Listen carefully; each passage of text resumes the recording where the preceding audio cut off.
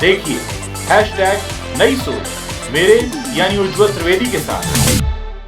System से बाहर रहकर आवाज उठाना तो फिर भी आसान है, लेकिन सिस्टम का हिस्सा होते हुए अपने ही विभाग के लोगों के खिलाफ इस बात के लिए मुंह खोलना कि वहां भ्रष्टाचार चल रहा है, यह काम बहुत खतरनाक हो सकता है। लेकिन इस खतरनाक काम को अंजाम दे रही हैं मेरी ही एक दर्शक, बेंगलुरु की रहने वाली जया किरण।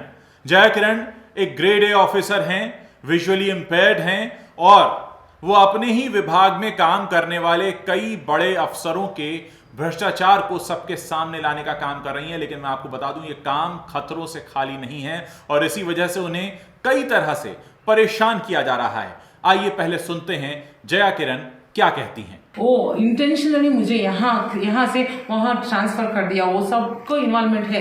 वो इलीगल मनी बनाते हैं, हायर अथॉरिटी को वो परसेंटेज के रूप में देते हैं, पॉलिटिक्स को भी देते हैं। इसीलिए वो ये अन्याय हो रहा है। मुझे बहुत दुख हो रहा है। यहाँ ये कलयुग में ये क्या हो रहा है, सब कुछ अन्याय हो रहा है। जो मैं विजुअली चैलेंज हूँ, मुझे 5 साल तक वो ट्रांसफर नहीं करना चाहिए। जो मैं डिपार्टमेंट इंक्वायरी भी तक नहीं हुआ, कुछ भी नहीं हुआ।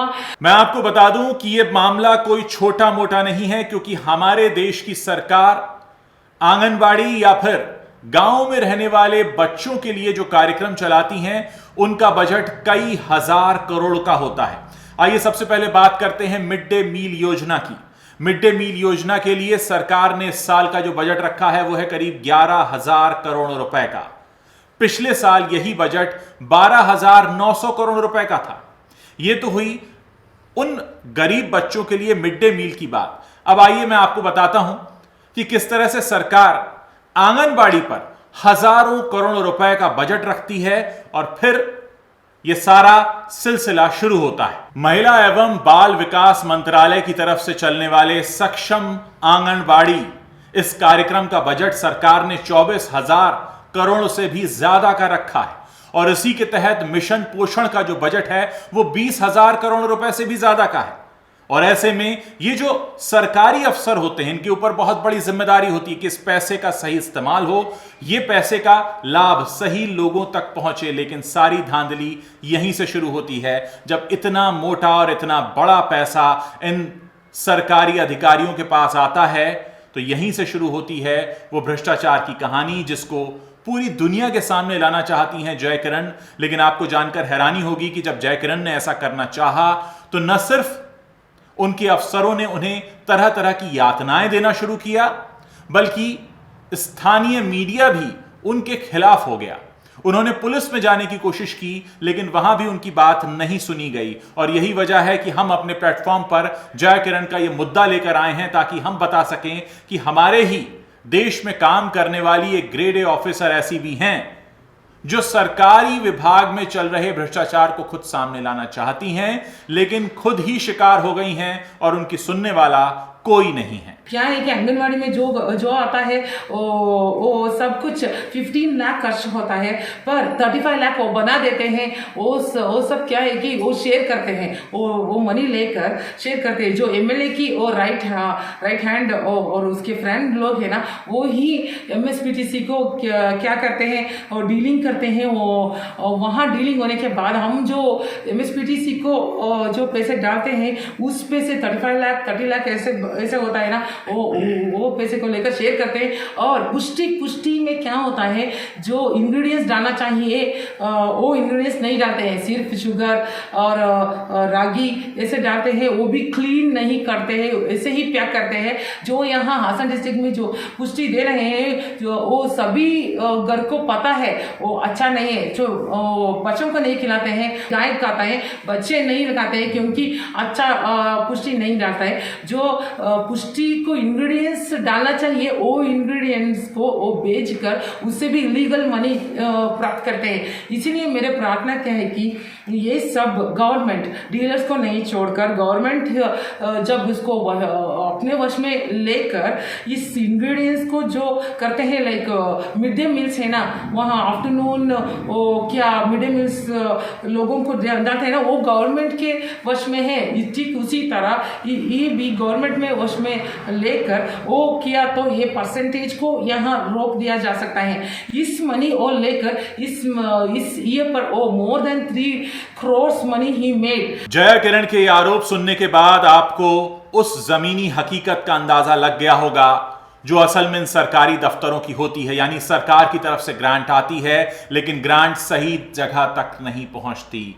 ग्रांट का पैसा कुछ लोगों की जेबों तक पहुंच जाता है और वो जो सरकारी योजना जो कागज पर बनी है वो कागज पर ही बनी रह जाती है। आइए सुनते हैं क्या कहती हैं जया किरण। वो मेरे साथ ट्रेनिंग में भी था, दिलीप नाम का। वो वहाँ भी बस में वो करते हैं ना, जो पास बैठकर वो सेक्सुअल अब्यूज करने लगा। अगस्त मंथ 2020 में आकर मेरे ऑफिस में एक सेटिंग किया जो मेरे ऑफिस में कोई नहीं रहना चाहिए। वो एक आफ्टरनून कोई भी नहीं था। वो मेरे ऑफिस में आकर मेरे हाथ खींचकर बलात्कार करने के लिए कोशिश किया। जया किरण ने इस पूरे मामले के खिलाफ पुलिस में भी जाने की कोशिश की लेकिन वहां कुछ उल्टा ही हुआ। उल्टे उन्हें ही फंसा दिया गया, यानी पुलिस ने भी उनका कोई साथ नहीं दिया। जनवरी 6 मेरे ऊपर एक नेगेटिव आया पेपर में। उसमें लिखा था कि मैं सारे मर्दों पर मैं एफआईआर वो करती हूँ, ऐसे लिखा था। मैं अच्छी नहीं हूँ, ऐसे लिखा था। उसको कैसे हाउ कैन दे से। जया किरण ने वहां लोकल एमएलए और लोकल नेताओं से भी बातचीत की लेकिन ऐसा लगता है कि जैसे ये सब की मिली भगत से चल रहा है और आखिर में जब जया किरण को कुछ भी समझ में नहीं आया तो उन्होंने अपना ये वीडियो मुझे भेजा जिसे आप अब देख रहे हैं और समझ पा रहे हैं कि हमारे ही देश में हमारे ही टैक्स के पैसे से जो सरकार इतनी बड़ी योजना बनाती है उसके साथ किस तरह से खिलवाड़ किया जाता है।